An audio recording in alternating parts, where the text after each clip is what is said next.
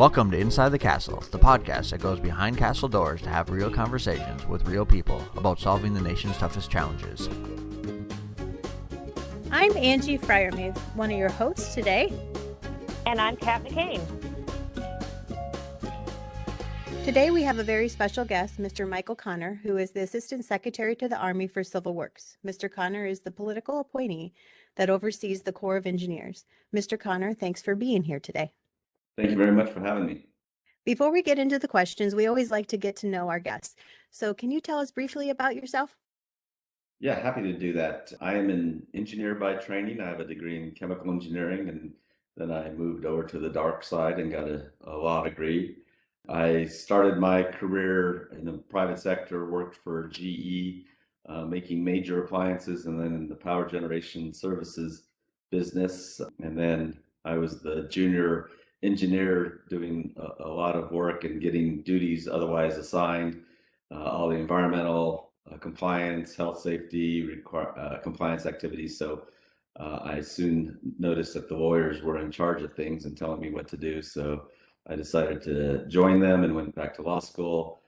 Got a degree in law from the University of Colorado, intending to do environmental law, got more into the natural resources world, and from there came out of that educational experience and went into the public sector.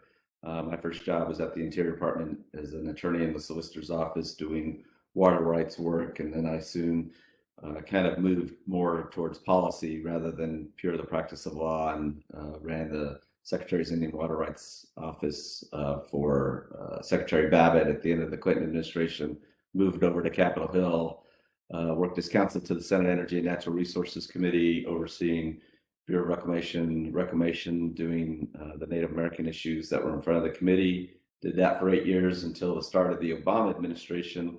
And then Senator Salazar from Colorado had been a member of the committee during his tenure in the Senate. And so I got to know Senator Salazar, who then became Secretary Salazar. He asked me to run the Bureau of Reclamation at the start of the Obama administration, did that for 5 years. And then I was fortunate enough to then assume the Deputy Secretary of Interior position, overseeing all the agencies, not just the Bureau of Reclamation, and did that the last 3 years of the Obama administration. And then had to find a job at the end of the administration, went into the private practice of law for the first time in my career for a law firm named Wilmer Hale.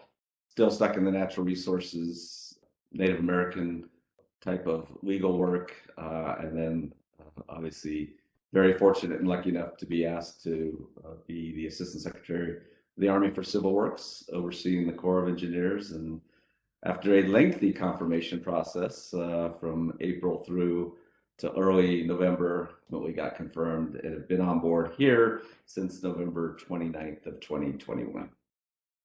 Well, thanks for that, Mr. Connor. So for our listeners who may be not familiar with your office, what are the primary duties of the ASA Civil Works?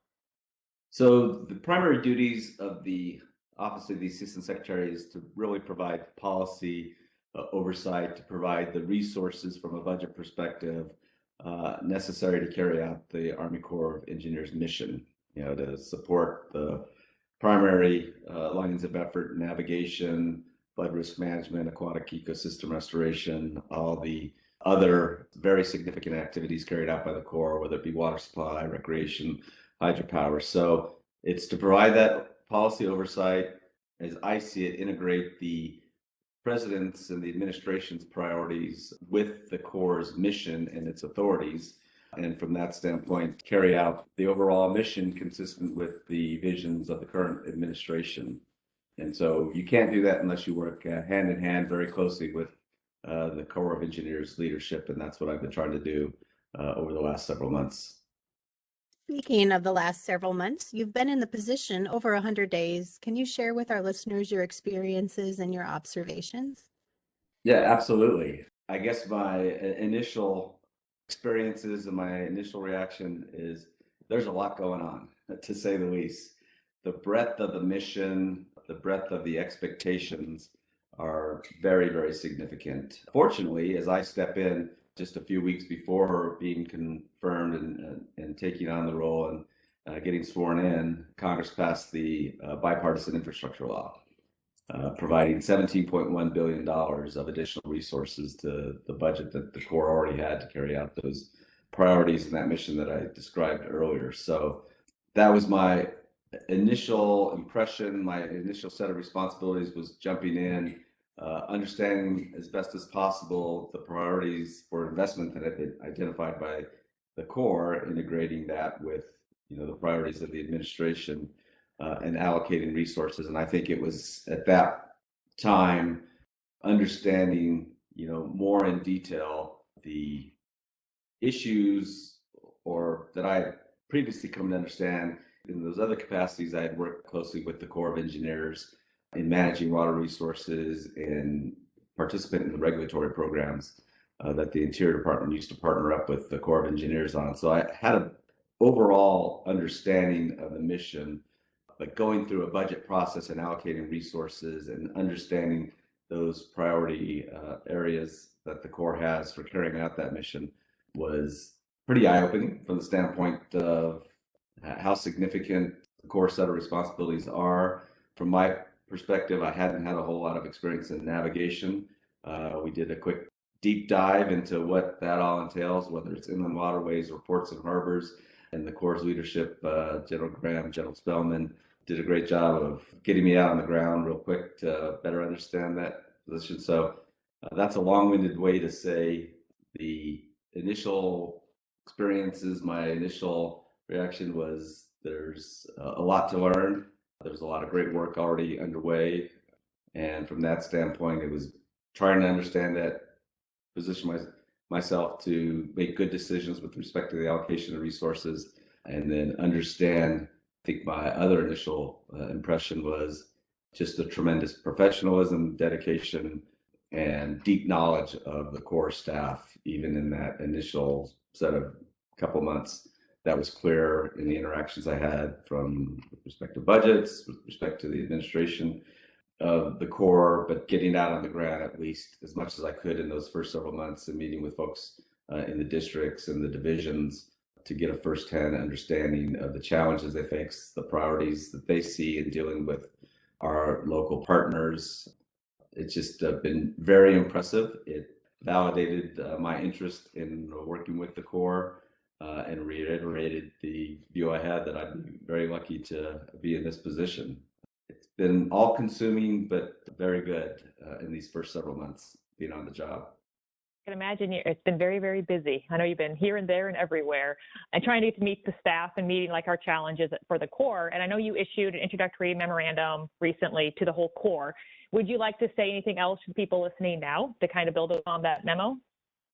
I think the only thing I would say in building off that memo, I did lay out my priorities as I see it, and it gets to the heart of how do we best integrate the Corps' mission with respect to the president's priorities. And quite frankly, I think they align very well. And I tried to articulate that in the memorandum to all the employees.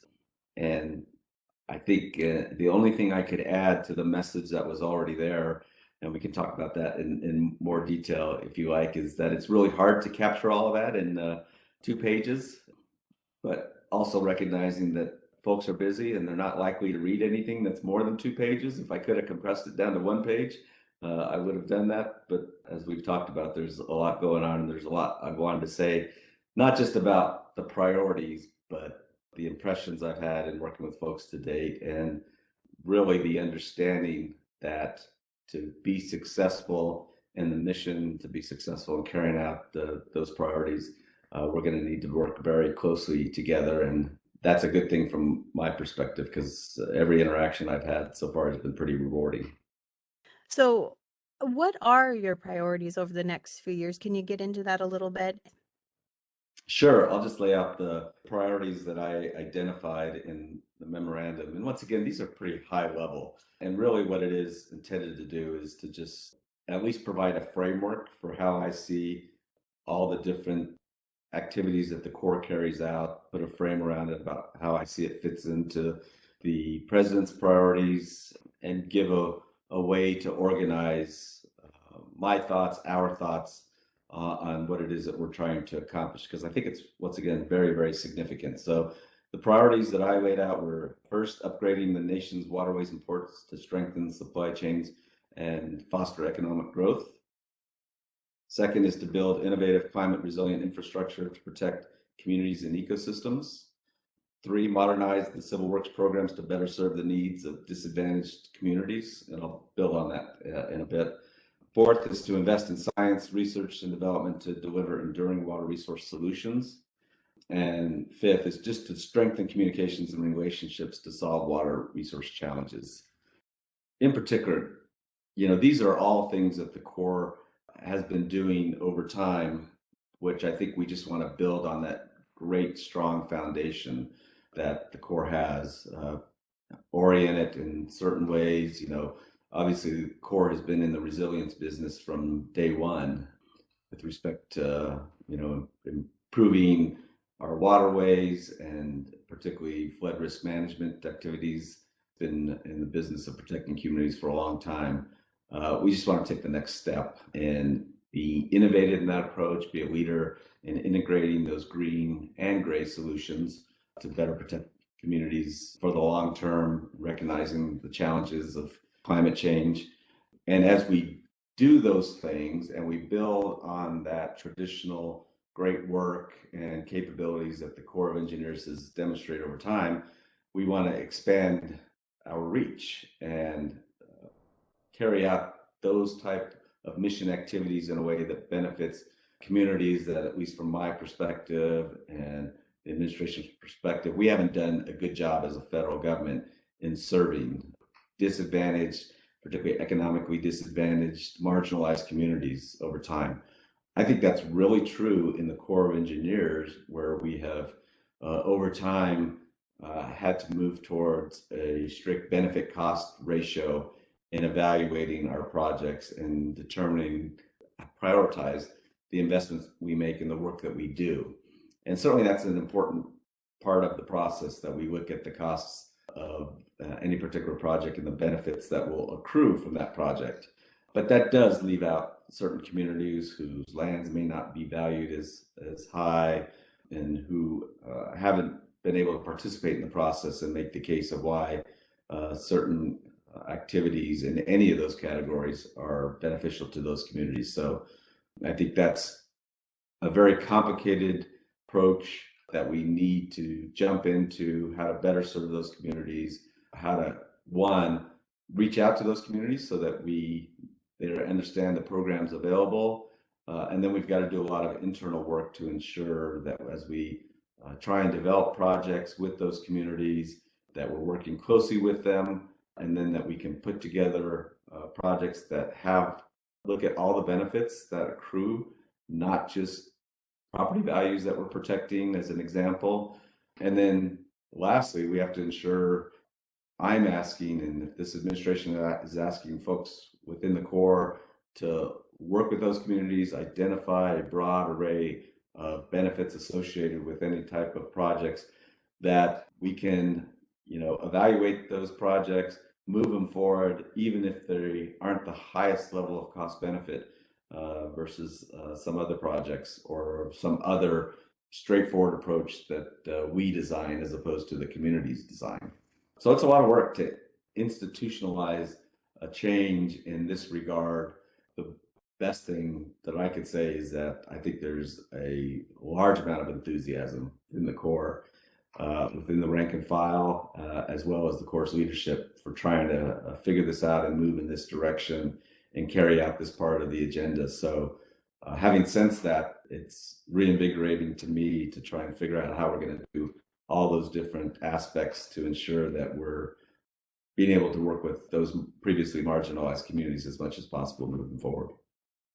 And so building off that, so what do you feel, or is the view on the role of those partners, communities, and local interests to really develop and implement our civil works projects into the future? Well, I think, we've got to show up, we've got to be accessible, we've got to be available, we've got to, getting back to the last priority I identified with respect to communications, we have got a very complicated set of programs and authorities and resources in the Corps that we need to be able to explain to people how we can use those opportunities, working with them to carry out projects and activities that benefit those communities. So we've got to show up in places maybe that we haven't previously been. We've got to be a little relentless in going back. You take tribal communities. There has been certainly issues in the past that have played out between the Corps and certain tribes. There's just the general, I think, caution that tribes have to working with any governmental agencies, particularly federal government that hasn't always looked after their best interests. So there's caution. At the same time, they have a lot of needs. Tribal leaders understand that they have a lot of needs, and they're looking and receptive to any discussion that might help address some of those needs. So that's why I say we need to show up, we need to be patient, we need to build trust, we need to communicate, and then we need to describe the options that folks have for working with the Corps of Engineers, the type of different projects and projects we can carry out and authorities that we have. We just have to stay with it and hopefully start to, this is already going on. I just simply want to build upon it where we can do some projects, where we build some trust with tribes. And once we do that, there'll be more interest, I think, across the nation in doing more of this work. And the same with disadvantaged, smaller communities, whether they be rural, whether they be inner city. That's going to be the focus of this particular effort. And then, not to continue to repeat myself, but I think it's an important part of the process. I think folks within the Corps, within the districts who are on the front lines making those connections with those communities have to feel confident that if they go down this path and they try and work and develop projects working with these communities, that they're just not going to get stopped at some point to say, well, that doesn't really pan out from a pure cost benefit standpoint, that we have some flexibility in our decision making, that we can develop these projects, get chiefs reports, move forward, and get authorization to actually implement these types of projects. Speaking of authorization, the Corps recently received funding for the Infrastructure and Investment Jobs Act and the Disaster Relief Supplemental Appropriations Act. Can you talk about this opportunity that the Corps has been fortunate enough to receive and the benefit that these projects, when completed, will provide the nation? Absolutely. As I alluded to earlier, this was the initial priority as I stepped into this position, got sworn in. The decision-making process was already underway at how to invest those dollars. So we got $17.1 billion from the infrastructure bill itself. I think there was another 5.3, somewhere in that neighborhood, billion from the disaster supplemental bill. So there was a lot of work to do in making those allocations. With respect to the disaster supplemental, it was very focused with respect to where we should be making those investments, the type of risk reduction activities that Congress was looking for us to carry out within the states that have been impacted by Hurricane Ida, and providing some resources for investments in risk reduction, flood risk management projects outside of those states to obviously carry out and repair damage that had occurred during Hurricane Ida. So that one was a little bit more straightforward. The disaster supplemental, we made those announcements and allocated those resources in January. At the same time, we made the first set of investment decisions related to the bipartisan infrastructure law. And I think overall, in January 17th or 18th, when we made the announcements, out of the $23 billion that have been provided, I think we allocated about $14 billion. So getting back to the heart of your question, the initial suggestions for how to best invest those dollars consistent with Congress's intent and the president's direction, those came from the Corps. We worked through questions about those projects as we were moving towards making the announcement. The Corps, from the district to the division to the headquarters level, provided quick, in-depth information It was quite the run, a lot of weekend late nights by a lot of folks in developing the final package. And it was pretty exciting because we looked at it building off of General Spellman's priority, which we should always finish the work we started. That is one of his objectives, which I wholeheartedly agree with. So we tried to make investments that could complete projects. We tried to make investments that would demonstrate the innovative approach to flood risk management, whether it be on inland river systems or coastal systems. We made I think, some very significant investments in our ports and harbors and our inland waterway systems, longstanding projects that haven't been able to be funded, which are very important to the movement of cargo and supporting commerce, not only within the U.S., but our ability to import, export, to address supply chain issues that have been obviously front and center over the last year and impacting the economy. So there was a broad set of priorities we were looking at to address, and it was very rewarding to work very closely with the Corps, have them be very responsive in providing information. And I think at the end of the day, we've got some very good investments. Last thing I'll just add on this subject is there are a lot of needs that are going to be met through the bipartisan infrastructure law and the disaster supplemental also. I think one thing that stands out with respect to the Corps that I think is different is some agencies and departments are looking at that funding and thinking about going through the process of figuring out the needs and allocating resources. With the Corps, very significant that we could address some long-standing backlogs in all of those areas: aquatic ecosystem restoration, navigation, flood risk management, as well as water supply, other areas. We had to make some tough decisions because we still have more need than we have resources. And it's very helpful to be able to have this opportunity, but rest assured, there are more needs out there and more coming, I think, given some of the challenges that a lot of communities are seeing on the horizon, given longstanding issues unaddressed, the challenges of climate change, more extreme weather events, increased storm surge. I think there's just more and more of a desire to have the Corps work with a lot of communities on new, different projects.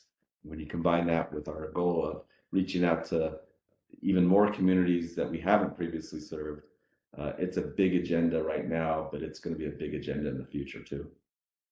So with that, like you mentioned, obviously our needs are going to be more than what the resources, even with these huge investment acts that are going on currently. Do you expect any other challenges with executing these projects?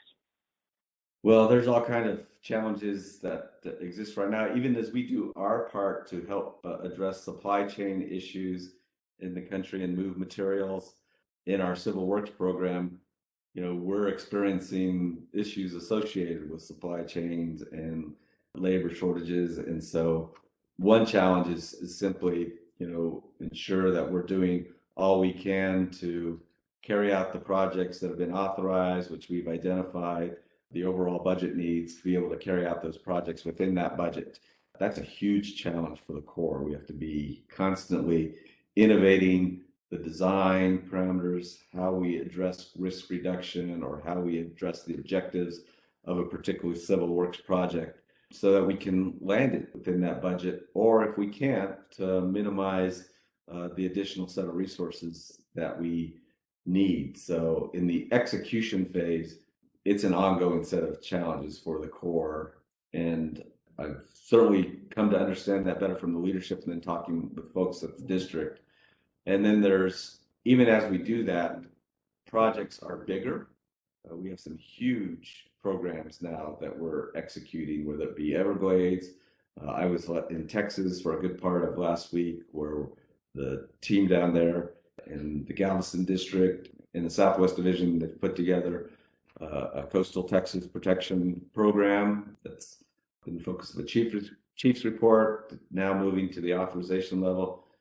Very, very significant, large investments with singular projects that are big ticket items, which means we have to have more tools about how we contract with folks and being able to execute those projects. So we're dealing with design and cost containment issues. We're trying to get more tools so that we can be more efficient in how we carry out these projects.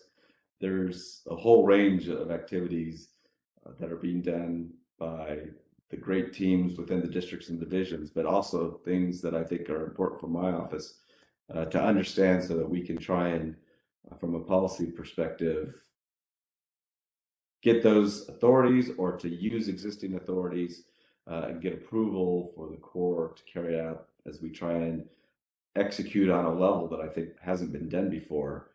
And beyond that, I know General Spellman, General Graham, Ali, they've got really good ideas that they've already been implementing, that they're doing, from taking Corps to a more enterprise-wide approach where different divisions and districts have expertise that they can help out each other on, making it much more of a cross-functional organization.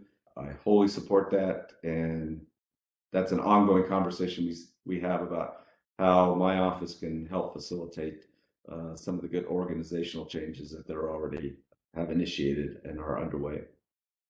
We're nearing the end of our time together. However, I do want you to talk about, what core staff at all levels of the organization can do to execute this once in a generation opportunity that the Corps has been given.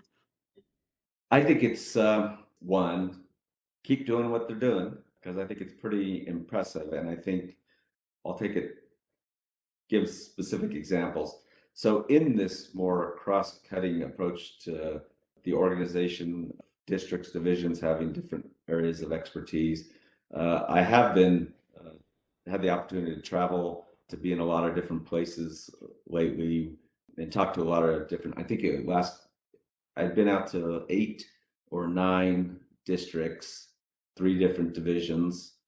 Certainly there's a lot more to do with respect to getting out and meeting with folks on the ground, but that's not a bad start for the first 3 months.